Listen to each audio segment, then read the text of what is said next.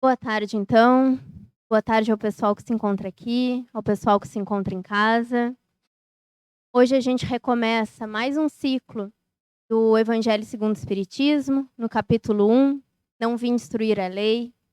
Quem vai expor para nós hoje é o José. Eu convido então a todos a deixar o celular no silencioso, para quem está em casa, buscar um lugar mais tranquilo, buscar deixar as redes sociais de lado.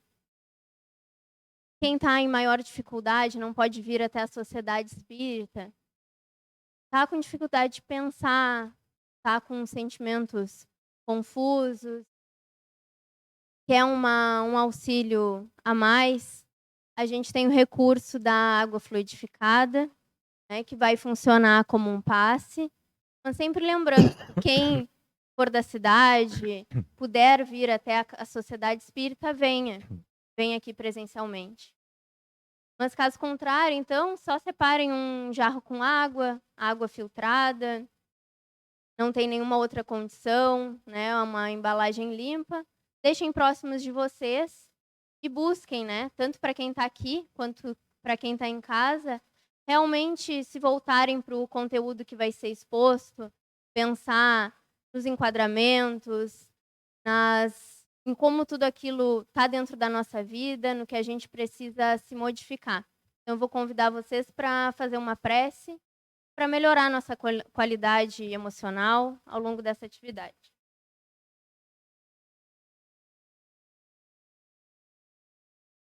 Senhor,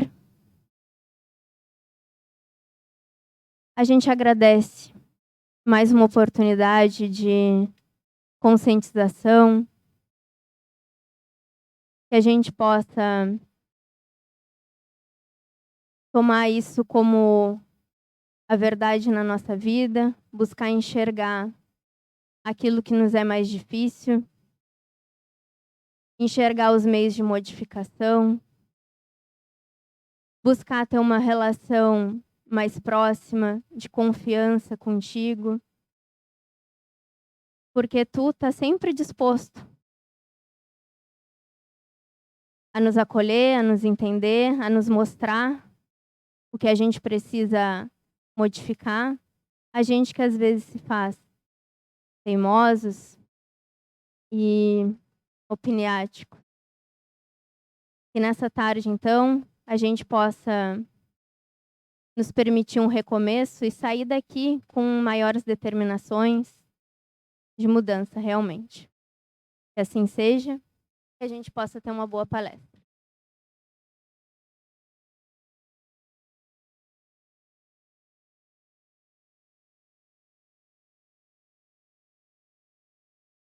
Boa tarde a vocês que se encontram aqui. Boa tarde ao pessoal de casa que nos acompanha, né? Então nós vamos reiniciar, né, a estrutura do Evangelho segundo o Espiritismo.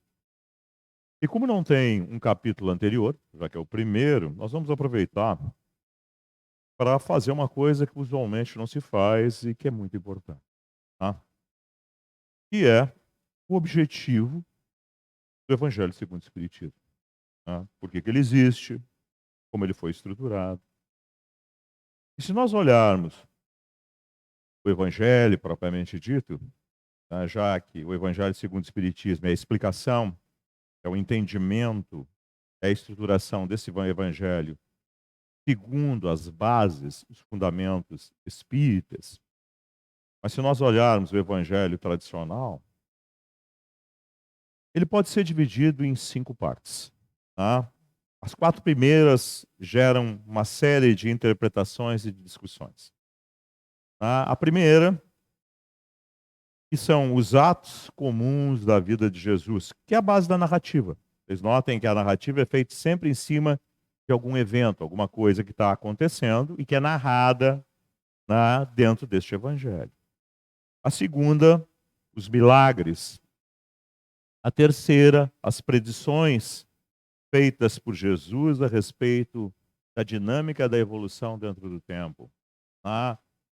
Que é muito conhecido, principalmente pela parte que é chamado de discurso escatológico, né? Essa palavra escatológico foi colocado lá dentro da organização sistemática dessa publicação desses evangelhos, que está dentro de uma parte de uma coletânea de livros, né, que a própria palavra diz, coletânea de livro, Bíblia, que é plural de biblos, que significa livro em grego. Né?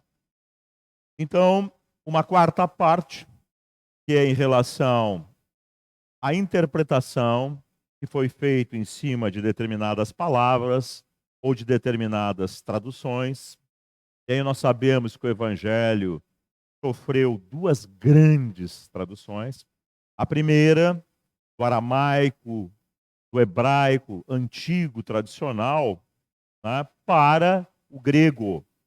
Então, que é a tradução feita por 70 sábios gregos, e que tomou por nome 70, né, Septuaginta, e que é a base da Igreja Ortodoxa grega, né, e que é o mais fiel à origem, né, lá que está contido em siríaco, em aramaico.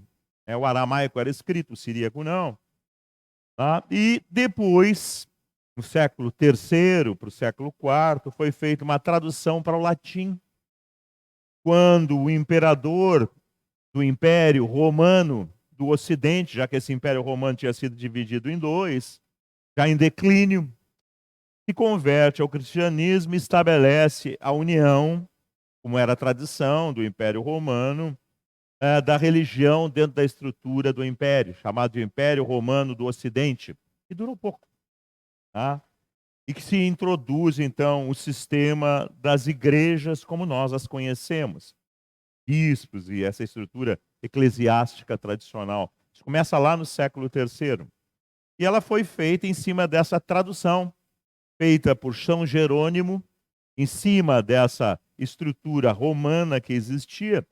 Lembrando que o grego, ou helênico, né, o grego não se chama de grego, ele se chama de Helena, terra do belo, sempre teve uma interpretação buscando essa condição dessa visão grega, né, do belo, do formoso, né, onde, por exemplo, dou um exemplo, lá o anjo hebraico não tem nenhuma característica do anjo grego, que é aquele que chega até nós, né, com asas, com característica de cabelos encaracolados, olhos azuis, tá?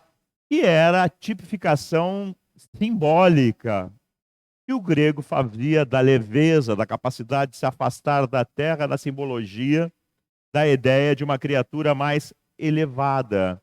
O anjo hebraico não tem essa característica, é a característica formal do hebreu tradicional lá, da estrutura que hoje nós conhecemos da Palestina. Então, isso é um exemplo das diferenças que se geram dentro das traduções e das interpretações e que geraram todas essas distorções que existem dentro das igrejas, tentando tornar uma coisa que é espiritual numa coisa ritualística, litúrgica, com estruturas materializadas. Tá? E por último, a última parte que é incontestável, que é comum a todos, que é o fundamento moral contido dentro desses ensinamentos. Tá? Esse é o objetivo dessa obra. Tá? Lá na introdução dessa obra tem essa explicação. Aí vem uma segunda parte que fala a respeito do controle universal do ensino dos espíritos. Como que o Allan Kardec utilizava a base de triagem para a gama de informações enorme que eles recebiam de todo mundo, através de correspondência, e também das experiências que ele realizava na sociedade por ele fundada com esse objetivo, a Sociedade Parisiense de Estudo Psicológico e Espíritas, onde ele armou, estruturou grande quantidade de material que depois ele seleciona, organiza e publica em 18 de abril de 1857 com uma primeira edição compacta do Livro dos Espíritos, que é amplificada, corrigida, numa segunda edição que é publicada em 1860, que é a forma, é a edição que nós temos até hoje. Né? Eu estou falando disso para a gente poder buscar lá, entender e também para situar uma polêmica que está acontecendo muito agora na atualidade, uma contestação a respeito das publicações, das obras do médium Divaldo Pereira Franco, que na realidade são uma distensão, né, uma atualização dos aspectos formais e não dos fundamentos. Os fundamentos continuam os mesmos.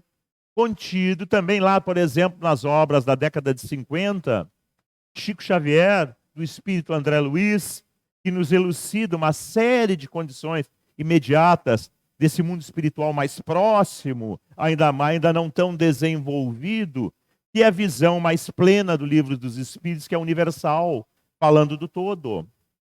E tem gerado polêmica por determinados pesquisadores que não entenderam, olhem bem, esse fundamento. O fundamento de que esse conteúdo que chega para o Divaldo, que dito por eles é apenas para o Divaldo, na realidade não é. Chega em vários locais, nós aqui na nossa sociedade, sem pretensão alguma, né, estamos falando disso, na mesma época que o Edivaldo recebia esses livros, por exemplo, da série do Espírito Manuel Filomeno de Miranda, elucidando uma série de situações, de modo mais acanhado, mas dentro dos mesmos princípios e dos mesmos fundamentos, também chegaram até nós informações desta ordem, mostrando para vocês que isso, na realidade, é uma coisa universal e deve ter chegado em vários locais do Brasil e do mundo ao mesmo tempo.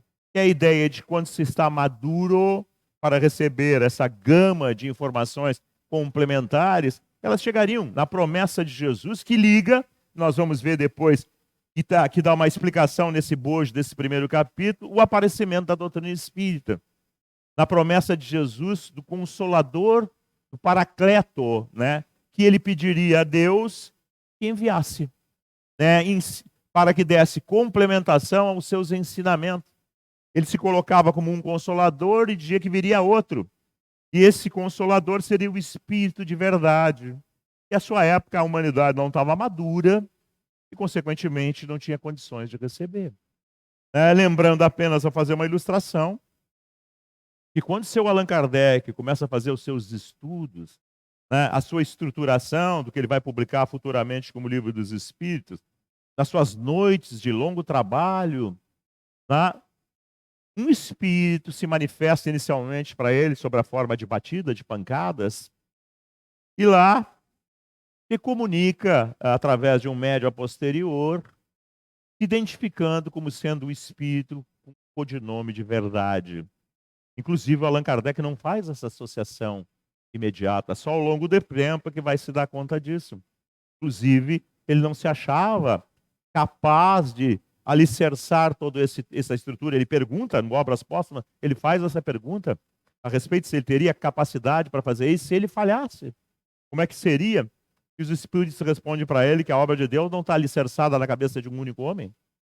Se ele, por acaso, falhasse, que não seria o caso, né? Teria outro para substituí-lo, mostrando com isso que essas coisas não são restritas a um único elemento, mas são diversificadas dentro do tempo. Então, a estrutura dessa obra é assim, e depois, a posterior, ainda vem uma comparação para ilustrar esse tipo de coisa.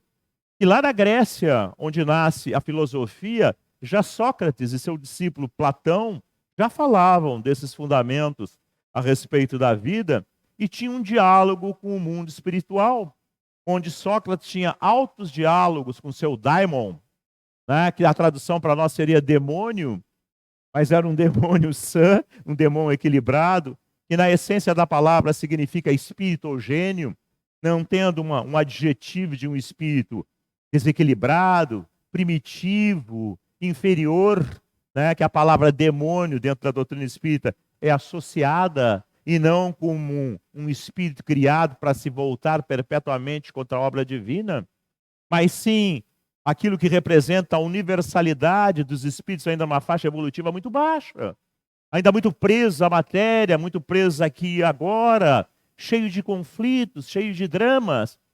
Se nós nos olharmos, muitas vezes, nós somos um desses elementos. Instalando ainda as nossas fugas, o nosso não enfrentamento, o nosso deslumbramento, e morrendo e continuando assim, formamos essa coletividade espiritual pós-morte imediata, presa às coisas daqui, que tem esse tipo de comportamento. essa visão equivocada, né, estruturada nesse déficit que as religiões criaram nas suas interpretações, né, trazendo essas figuras que, na realidade, no seu fundamento não tem verdade alguma, mas que são figuras ilustrativas pertinentes à época para representar o primarismo dos seres dentro do tempo. Então, o Evangelho, segundo a versão espírita, ele é estruturado dessa maneira.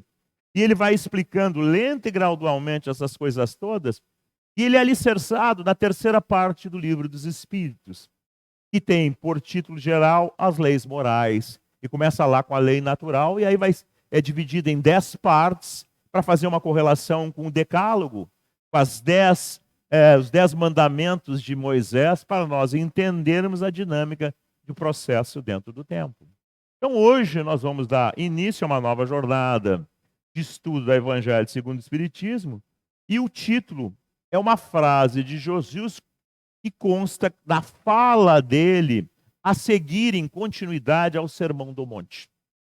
Então, nesse momento, o que aconteceu? Estou repetindo, mas é histórico, né? Jesus era seguido por uma multidão muito grande, ele sobe num pequeno morro, né, e fala para essa multidão das suas agonias, seus conflitos, né, diversificando as suas citações, o enquadramento geral de tudo aquilo que acontecia com aquela massa de pessoas, explicando para elas que aquilo que elas não gostavam, que elas temiam, na realidade, eram estruturas da vida a fim de realizar o grande aprendizado, conflitos das ilusões que nós somos portadores. Ele dizia que aquilo que a humanidade teme, de uma forma geral, que a palavra dor abarca essas situações todas, na realidade representam conflitos ou carências ou imperfeições que nós somos portadores e que não reconhecemos. E por isso retardamos o nosso processo de amadurecimento e não as enfrentamos, não as solucionamos. Então ele coloca lá isso como sendo um encaminhamento de transição, forçando o despertamento, já que a gente não consegue fugir dessas situações.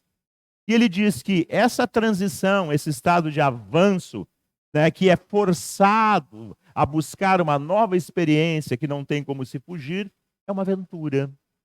É um estado que encaminha para um estado melhor, por mais que a gente não queira reconhecer. E esse estado melhor busca o bem do ser, o bem da coletividade, que é a unidade dos seres. Por isso, bem-aventuranças. E aí depois dessas duas palavras, ele começa a colocar uma série de situações diversificadas que nós vamos encontrar em Mateus, né, no capítulo 5, e que vão vindo os versículos nomeando cada um delas. E nós vamos estudar ao longo do curso dessa obra, não todas, mas uma grande parte delas.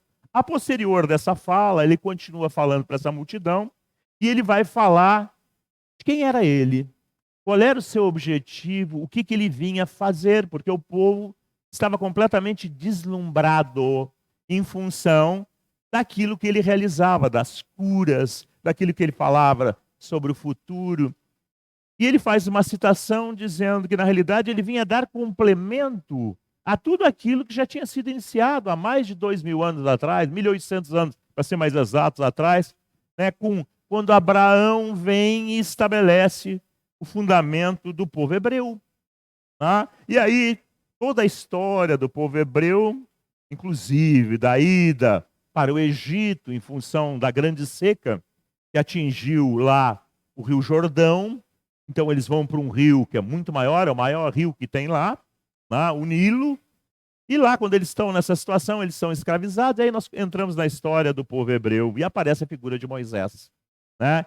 Que é o grande legislador que aperfeiçoa aquela estrutura inicial trazida por Abraão, né, que trazia lá da Mesopotâmia, através do Código de Hammurabi, que era um código muito rígido de comportamento, onde tem o olho por olho, dente por dente, né, tão conhecido, e que Moisés cria uma estrutura de encaminhamento, de amadurecimento comportamental desse povo hebreu.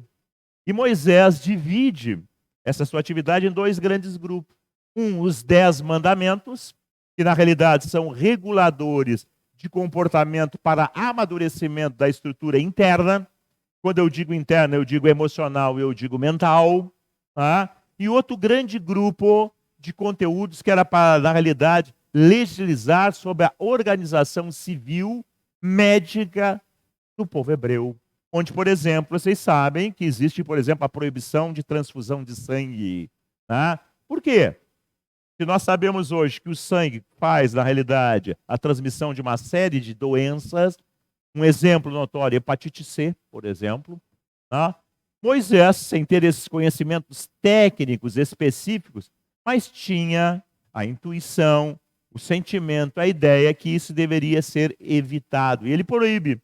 Então ele coloca uma conotação não somente nisso, mas em várias outras, para ser obedecido. Então esse é um outro grupo das legislações contidas por Moisés, que está tudo lá no conhecido chamado Antigo Testamento, na estrutura da Bíblia. Né? E junto com depois com o que veio, daqueles que vieram a posterior de Moisés, falando, dando complementação, esclarecendo esses fundamentos todos, que são os demais profetas, que também estão contidos na primeira parte, né, da Bíblia, na sequência do Antigo Testamento. Né? Quem é evangélico conhece muito esse tipo de situação. As igrejas evangélicas se estruturam muito nessa parte. Jesus está falando exatamente disso. Porque o povo compara ele com tudo isso. Será um novo profeta? Será, na realidade, João Batista reencarnado? Será Elias? Quem será ele? Qual a sua finalidade? Ele está falando, explicando qual é a sua função. E aí sai a citação dessa frase, que é a base do capítulo. Não vim destruir a lei. Eu vou ler para vocês, para nós podermos dar continuidade. Isso está em Mateus, capítulo 5, né, que é o capítulo onde estão as bem-aventuranças todas, versículos 17 e 18, que vem a posterior, né, dessas bem-aventuranças todas. Está dentro do Sermão do Monte. Não penseis que eu tenha vindo destruir a lei ou os profetas. Que lei?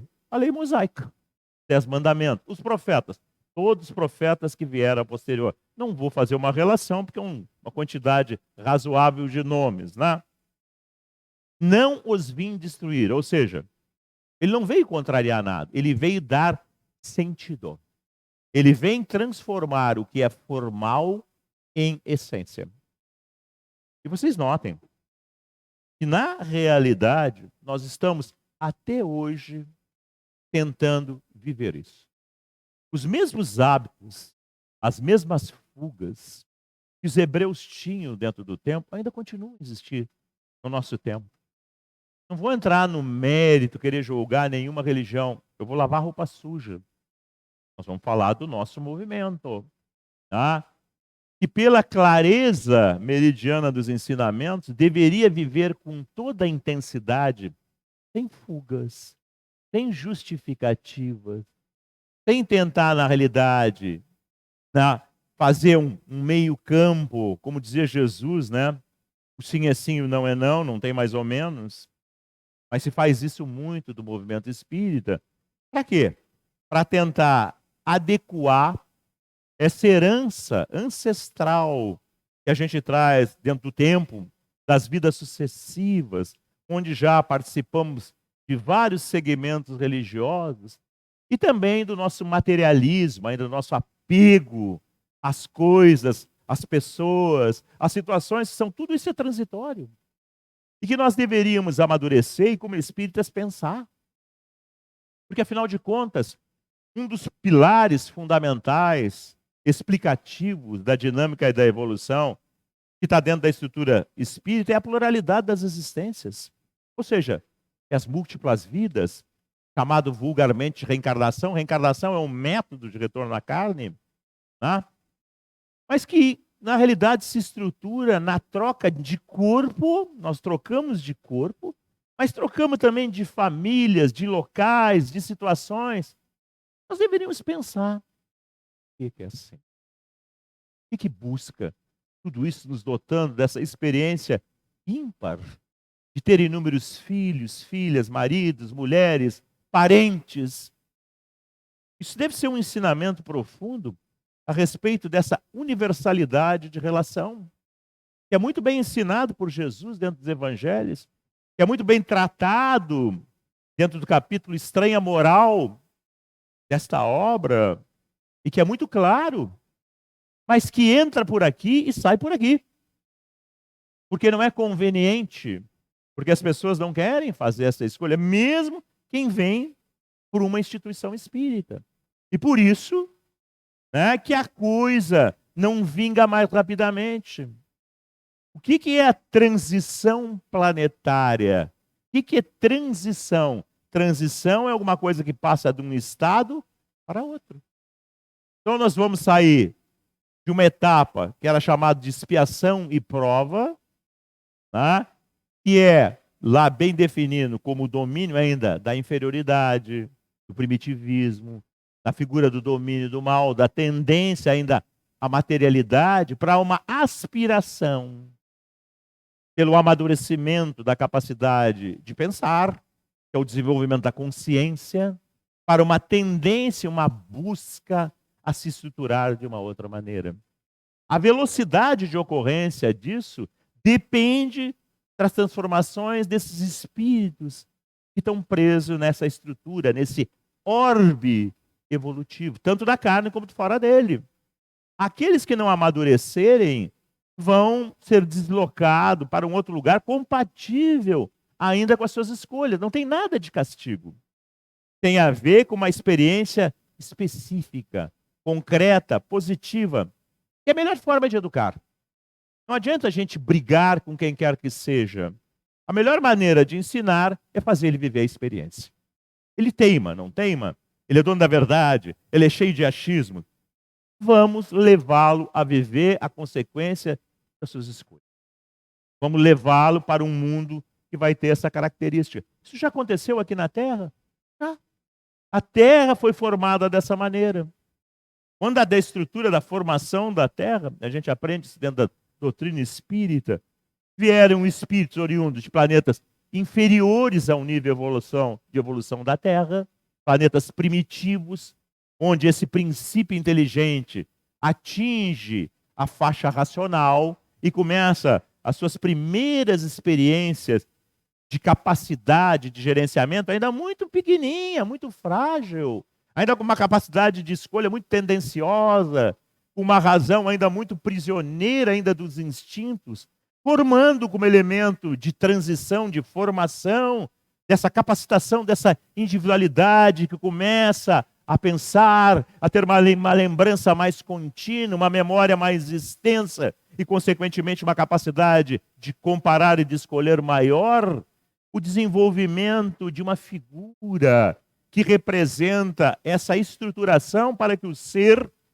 fique vinculado à carne, tenha necessidade de vincular à carne, porque ele é muito primitivo. Ele precisa da forma, da sensação, para desenvolver algum tipo de conteúdo bem incipiente, bem primário de avaliação desse sensorial que vai amadurecendo na direção da matéria para os espíritos. E essa condição é conhecida por todos nós. Essa derivação desse instinto de sobrevivência e também de reprodução dá origem àquilo que nós somos dotados até hoje. O ego. O ego é uma figura que representa exatamente isso. Ainda prisioneiro dessas características, mantendo a criatura presa dentro dessa situação, cumprindo a sua finalidade, para que a criatura realize as experiências de amadurecimento. Jesus vem a falar disso tudo. Vem estruturar, nos colocar a nossa estrutura de conflito interno, ainda os nossos enganos, as nossas ilusões. E ele faz isso ao longo, como eu disse para vocês, lá do Sermão do Monte. Então, ele está falando exatamente a respeito disso. Não os vim destruir, mas cumpri-los. Dar-lhes sentido, exercê-los, não ficar só na conversa. Ser a exemplificação do conteúdo. Demonstrar de forma clara e inequívoca. É possível. Perfeito. Vocês notem, o que nós fizemos em relação a isso? Nós dizemos assim, Não, isso é para Jesus, não é para nós. Mas será que é tão difícil e tão impossível assim? Por isso que ele se fez carne. Por que que um espírito desse reencarna num corpo igual ao meu, igual ao teu, igual ao de vocês? Dentro da mesma sociedade. Para quê? Sem vantagem nenhuma, sem diferencial nenhuma. Existem distorções a respeito disso. Dentro, uma tentativa de introdução desses conceitos dentro da estrutura nascente do movimento espírita, através do rustanguismo, que pregava exatamente essa condição que Jesus não seria uma criatura igual a mim, igual a vocês, não teria um corpo equivalente ao nosso. Então seria uma grande mentira, porque tudo que ele teria pregado não teria validade, afinal o corpo dele seria diferente. Ao contrário, como que Jesus se chamava? O Filho do Homem. Então, com isso, nessa asserção dessa frase, ele se dizia igual a todos nós. Ele é crucificado, ele sangra, ele passa por todas as situações, mas a sua determinação é ímpar. A sua serenidade, a sua compreensão perante todas essas situações ilustrava o seu domínio sobre todas essas coisas. Se nós olharmos as pessoas que nós conhecemos e que são mais equilibradas, mais determinadas, quando elas passam pelos seus holocaustos, suas doenças terminais, todas elas têm o mesmo tipo de comportamento? Evidentemente que não. Uns são mais equilibrados, mais nobres, mais serenos, e outros são extremamente temerários, revoltados, conflituados. Vocês notem a diferença com que cada um trata uma situação que é equivalente, mostrando que o desenvolvimento e o equilíbrio possibilita que o ser vença aquela coisa enorme, gigantesca, aparentemente, que não pode ser superada e que é dito, é só para santo. E Jesus disse, não é para quem tem fé. Porque se tiverdes fé do tamanho de um grão de mostarda, que é uma bolinha de 1 milímetro, não é nada. Olhem bem, não é nada. Direis para essa coisa incomensurável, enorme, a montanha. Parece que não pode ser transpassada, e ela é transpassada porque ela sai da frente, ela não atrapalha mais. Então, será que nós temos fé? Será que simplesmente a frequência, ou se ouvir, que é colocado aqui, ou se vir aqui sentar nessas cadeiras e depois tomar passe, produz isso? Não. Não produz.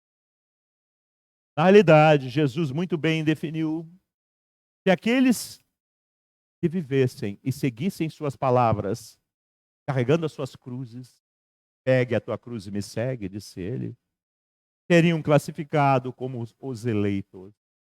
Aqueles que demonstraram a viabilidade. Assim como ele não fugiu, jamais negou, sabia que convivia com alguém que iria traí-lo, sabia que os seus seguidores iriam abandoná-lo no momento derradeiro. Ele sabia de tudo. Ele tinha consciência plena que tipo de criaturas ele convivia. Mas ele sabia também que ele deveria demarcar com seu próprio sangue a exemplificação da validade. Continuamos vivendo para fazer a mesma coisa. O mundo, a carne, das pessoas encarnadas, esperam isso. Vocês sabem que isso é verdade que eu estou dizendo para vocês, porque quando a pessoa diz assim, mas fulano é espírita. Então, espírita é um adjetivo de uma criatura idônea, de uma criatura determinada, de uma criatura que não se corrompe. E aí, quando acontece alguém que tem-se como colocado nessa situação, e ele faz uma coisa que não tem sentido, vira um escândalo. Lembre-se do João de Deus e tantas criaturas que vocês conhecem. Esse escândalo não se limita às pessoas da carne, mas isso acontece também com os espíritos que nos cercam, que estão na nossa volta, como dizia Paulo de Tarso, é o tribunal das testemunhas, das nuvens de testemunhas que nos cercam. E que porque nos cercam, estão aqui. E os espíritos que estão aqui são atrasados, porque estão vinculados à condição planetária, à crosta, o lugar onde a densidade é maior, onde os espíritos que estão aqui são mais atrasados, ainda estão presa a essa sociedade humana encarnada. E é o que nós fizemos geralmente dentro de uma instituição espírita. Normalmente não existe manifestação, comunicação de espíritos de escola, porque evidentemente um professor de alto nível não vai se restringir a falar no jardim de infância. Normalmente nós temos poucos professores de grande nível, essas suas manifestações são mais universais, atingindo um universo mais amplo. E é por isso que nós temos médiuns, criaturas que evoluíram, que cresceram para chegar nesse nível de valor e entrar nessa ressonância de compreensão e de vivência dessas ideias. E por isso que existe um Chico Xavier, existe um Divaldo Pereira Franco, existe uma quantidade enorme de médios que não chegam nem aos pés desse tipo de situação. Mediunidade não dota o indivíduo que a tem da certeza que vai se relacionar com espíritos nobres. Porque a mediunidade é uma condição do sistema nervoso. Se estuda isso dentro do livro dos médiuns. É estudar a estruturação do sistema nervoso, do fluxo da estrutura dos neurônios dentro da coluna vertebral, levando as informações do cérebro, do cerebelo, através dos plexos nervosos para o corpo, é que nasce o campo derivado disso tudo e que realiza todas essas experiências. E as nossas relações de atração e de relação e de busca são em função dos nossos valores. E a mediunidade é neutra. Ela não leva ninguém para um lado nem para o outro.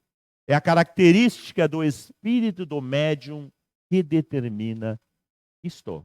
Então, ter mediunidade não é garantia nenhuma de plenitude se não houver dedicação, esforço, evolução e transformação. E isso a gente não faz simplesmente vindo de um centro espírita. Se nós não levarmos profundamente a sério os conteúdos que estão colocados aqui de forma lúcida, lógica, não é dogmático. É dito como e porquê, o que é objetivo, em cima de que é estruturado. E mais do que isso, não fica só na teoria. Nós vamos para uma prática que nós vamos aferir, avaliar, visualizar, se interrelacionar com esses espíritos todos. E é na troca da relação para com eles é que nós vemos seus estados, sua maneira de pensar, sua maneira de agir, sua sociedade, como ela é estruturada. E aí nós vamos compreendendo tudo isso, e o bojo de tudo isso é que forma a doutrina, o conjunto de ideias que o Espiritismo abarca. Doutrina espírita. É disso tudo que Jesus está falando. E eu vou seguir no que ele está falando. Porquanto em verdade vos digo que o céu e a terra não passarão, a ideia hebraica ainda, né? Diferente da nossa atualidade. Hoje o nosso céu, nós sabemos que é um universo enorme. O hebreu não tinha essa ideia, mas tinha essa ideia de relação. Tem que tudo o que acha na lei, os conteúdos lá colocados, estejam perfeitamente cumpridos. O que é isso? Vivido naturalmente por todas as criaturas. Então notem que nós vamos avançando dentro do tempo, de geração em geração, e as gerações vão se melhorando. E vocês vão dizer, mas nós não estamos vivendo um grande conflito? Estamos.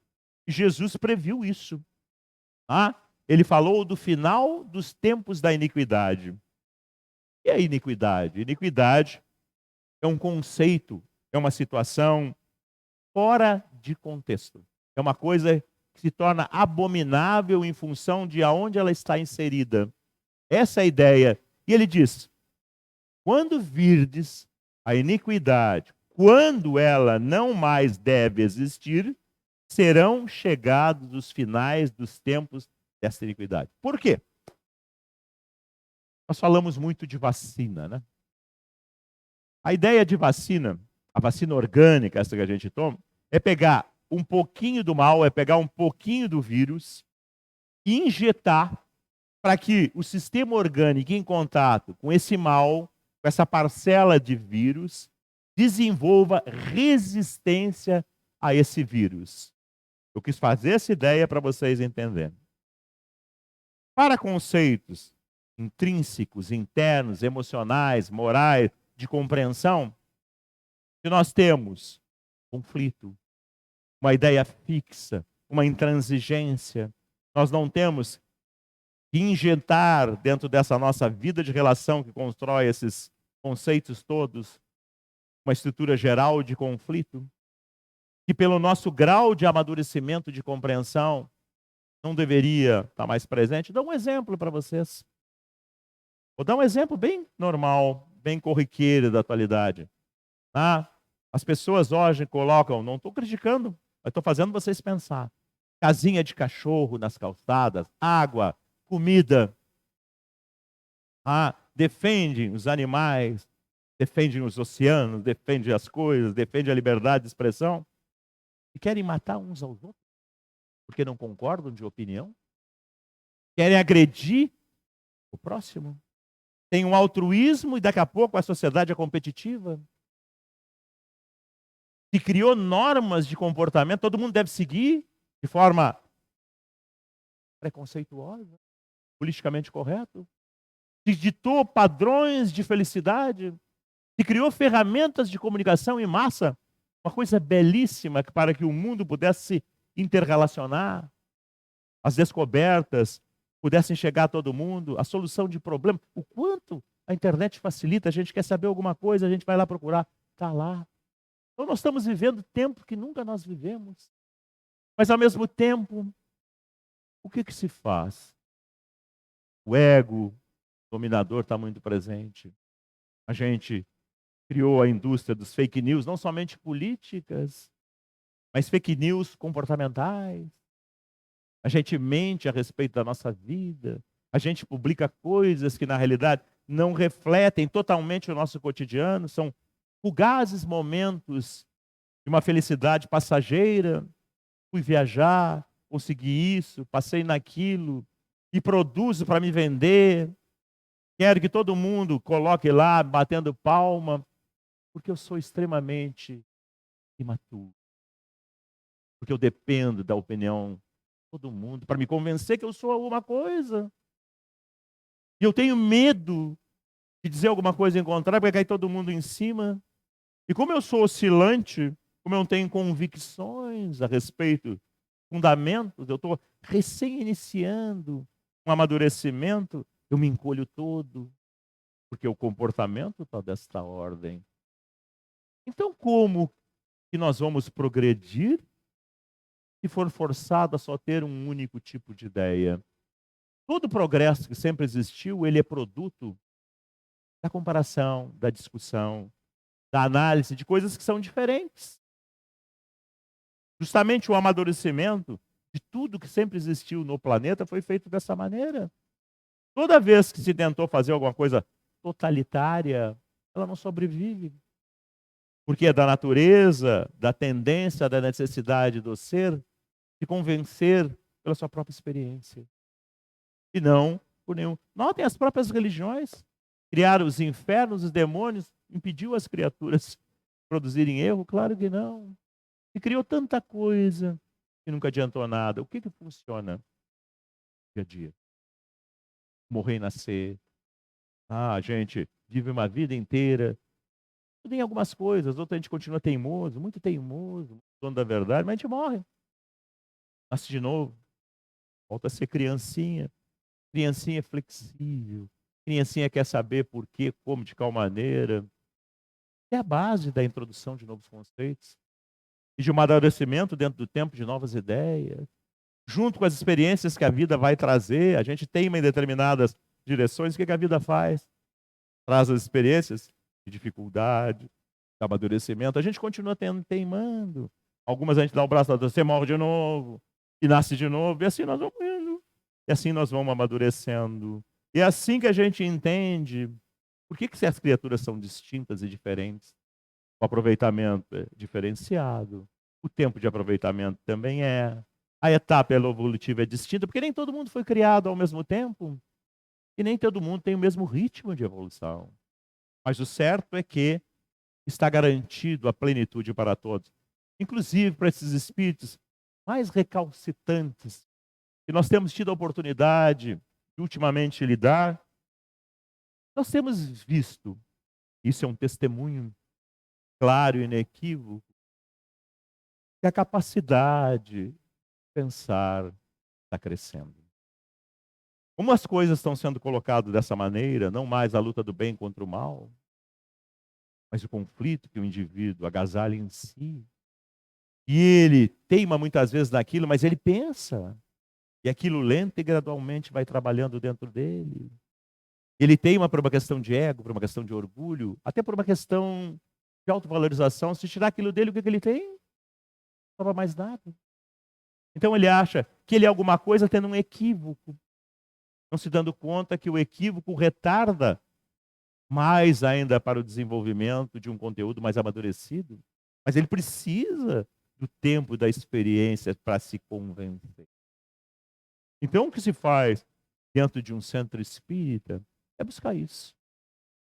Temos que continuamente chamar a atenção, como Jesus fazia, temos.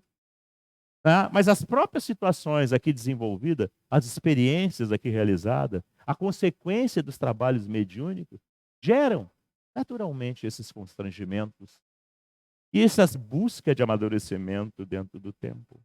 É disso que Jesus falava, né?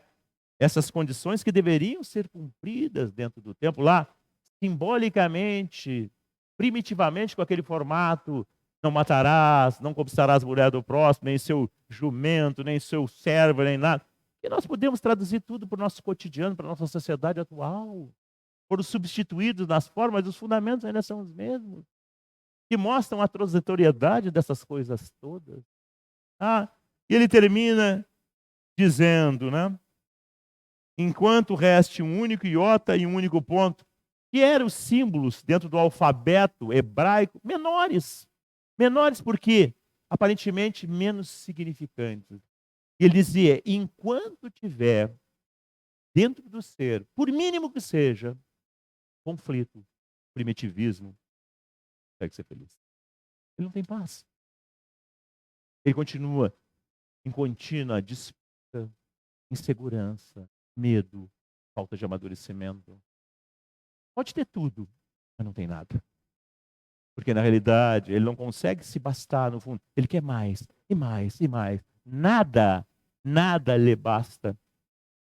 Eu vou lembrar para vocês do Chico Xavier, as suas palavras e seu exemplo. Dizia assim o Chico, que o homem mais feliz é o homem que tem menos necessidades. É muito mais fácil a gente atingir uma quantidade de necessidades muito baixa. E ele era o exemplo disso. O que ele tinha lá, né? Ele tinha 2 ternos, pijama, um par de chinelos. Pegava o seu salário, que era pequenininho, saía aos domingos, né? E os sábados também. Ia lá embaixo da ponte, onde estavam, na sua região lá, indigentes, ele distribuía o seu salário. Então, se a gente olhar a vida dele, né? Um apóstolo moderno, de forma prática, é uma criatura igual a mim, igual a você, com dificuldades orgânicas, um corpo cheio de doenças. Para quê? Para nos mostrar que na diversidade é possível fazer. Não só fazer para os outros, mas ter em si o estado de relação de vencer a diversidade. E a figura aqui colocada, esse iota, esse ponto é o conflito mínimo que me atormenta ainda. A ideia é dessa ordem. E essa ideia que nasceu lá no bojo, no monoteísmo mosaico, pega desenvolvimento de substituição, o Evangelho de Jesus, que substitui todos aqueles conceitos por um único. Amai a Deus sobre todas as coisas e ao próximo como a ti mesmo. E dou um segundo que é semelhante ao primeiro, para vocês saberem como é que se ama a Deus. Porque senão, como é que se ama a Deus? A gente criou tanta forma de amar a Deus, né? Vai lá, se ajoelha, bota a coisa, faz isso, faz aquilo. Tem 500 formas material.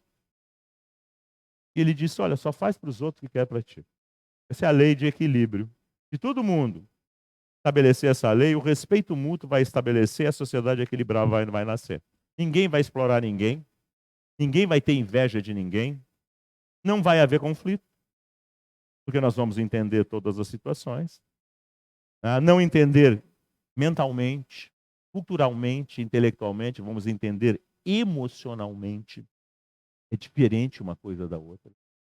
Todo mundo que vem aqui entende intelectualmente. Vocês estão entendendo que estão aqui, vocês estão na internet, estão entendendo. Não estão entendendo completamente, estão entendendo parcialmente, mas estão entendendo alguma coisa. Isso garante, basta, para que amanhã eu tenha convicção e seja assim, e não me afete mais? Não. Então, o que eu tenho que entender? Eu tenho que entender emocionalmente. Quando eu coloco isso definitivamente dentro de mim, não forçado, não por troca, a figura da parábola do jovem mancebo que queria ser perfeito, né? Então, o que ele queria para, na realidade, conquistar o reino dos céus lá. Nós, que somos católicos, queremos ir para o céu. Se somos evangélicos, da mesma maneira. Se somos muçulmanos, para ir para determinada direção, lá para o meu rio de vinho, com as minhas 40 virgens. Se, na realidade, eu sou budista, eu quero, na realidade, atingir um estado de nirvana e de situações desse tipo. Nada dessas coisas externas. Mas se eu quero ser pleno, se eu quero ser um habitante pleno do universo de Deus, sem fronteiras, sem limites, eu tenho que terminar em primeiro lugar com os limites que eu construí dentro de mim. E é disso que ele está falando. Então ele introduziu esses conceitos, esperou mais um ciclo de quase 2000 anos, que nem Moisés. Moisés introduziu um ciclo de quase 2000 anos para ele vir. Para quê? Tempo de amadurecimento. Como é que se faz isso? Morrendo, nascendo, morrendo, nascendo, morrendo, nascendo. Aí eu vou, na realidade, vivenciando, vou me abrandando. Mesma coisa, ele colocou quase 2000 anos, parece doutrina espírita. Quando? De maneira? Aonde? Por quê? Aparece no início da era moderna, né? Que é caracterizada pelo lugar onde ela apareceu. O aparecimento da República Francesa. Primeira república do mundo. É significativo? É. Por que é significativo? Uma república tem cidadão. Nós somos todos iguais. A palavra cidadão pressupõe igualdade. Tanto é que na bandeira francesa, igualdade, liberdade, fraternidade. Derrubou as castas que existiam. Casta o que era? Impérios e reinos. Que era casta. Nobreza, clero e a burguesia. Né? Que era a grande plebe especializada. Derruba isso, que era, na realidade, separadas, e constrói uma sociedade mais harmônica. Então começa com essa movimentação da formação disso. Isso aconteceu assim magicamente? Não. Houve toda uma Idade Média de perseguição religiosa, todos vocês já ouviram falar disso, e a posterior disso nasce um movimento de dotar a criatura de entendimento, de libertar, de fornecer a capacidade de entender, de alfabetizar o que não existia. Todo mundo era analfabeto. Não existia escola regular. Só os nobres e o clero eram alfabetizados. Esse movimento se chama, né, uma palavra bem especial, né, a ideia iluminar, iluminismo. Esse movimento é que gera toda essa transformação e dá base, estrutura para que essa ideia nascente de universalidade, de liberdade, ao mesmo tempo da introdução de uma época que vem logo 100 anos depois, o século XIX, um século pungente, um século de descobertas enormes. Não teve século com maior desenvolvimento que o século XIX. Só para lembrar, Fulton inventa a caldeira a vapor, o aproveitamento do vapor, o aparecimento da eletricidade, do magnetismo, né? O entendimento das leis lá de Kepler, de Copérnico, a respeito das movimentações de astros. Então, o mundo florescia, entendendo que não era mais aquela coisa da Idade Média. É nesse ambiente, é nessa situação, que aparece de forma universal, através do movimento de objetos, a manifestação que culmina com um estudo de entender o que isso representava.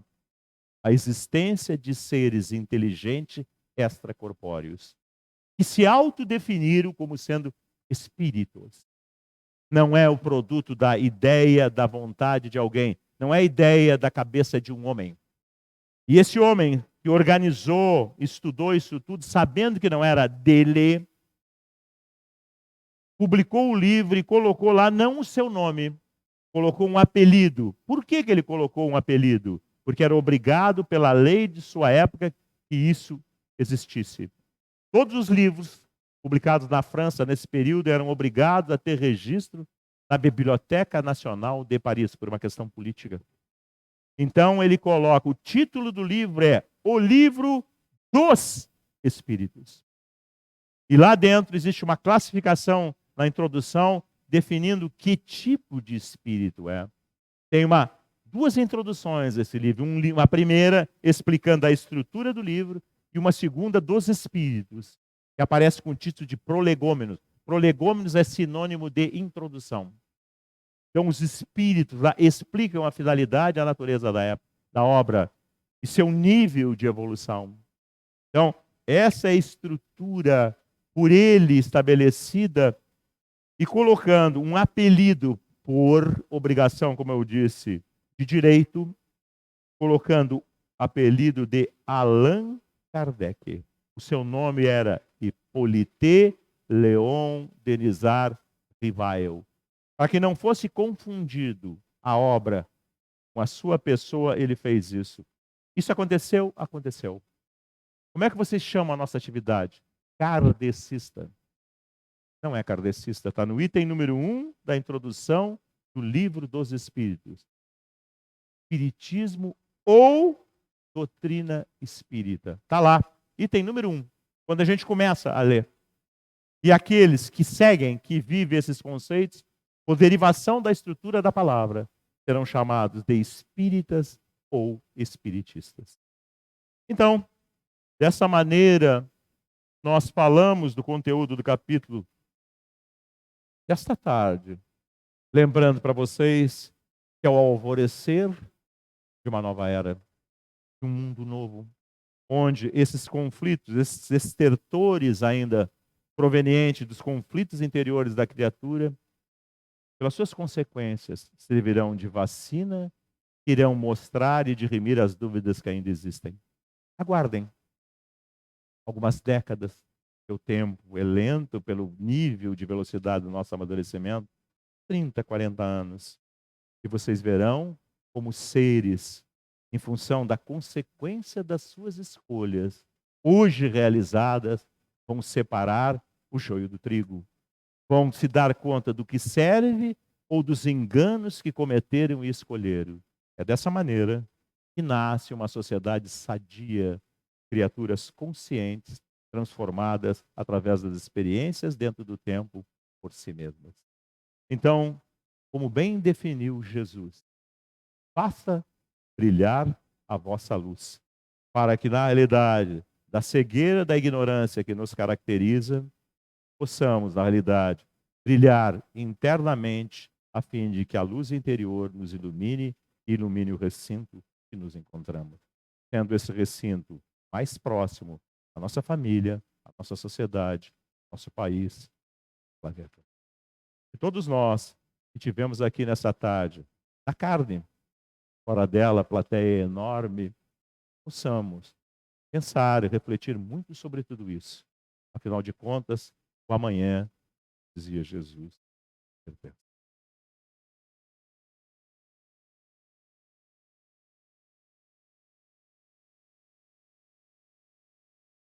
Então, a gente se despede do pessoal de casa. A gente convida vocês a continuarem assistindo as nossas atividades, acompanhando. Se tiverem dúvidas ou questões, comentem, mandem mensagem. Aqueles que colocaram água para fluidificar podem tomar agora, ao longo da semana. E tenham uma boa semana. Nos vemos numa próxima atividade.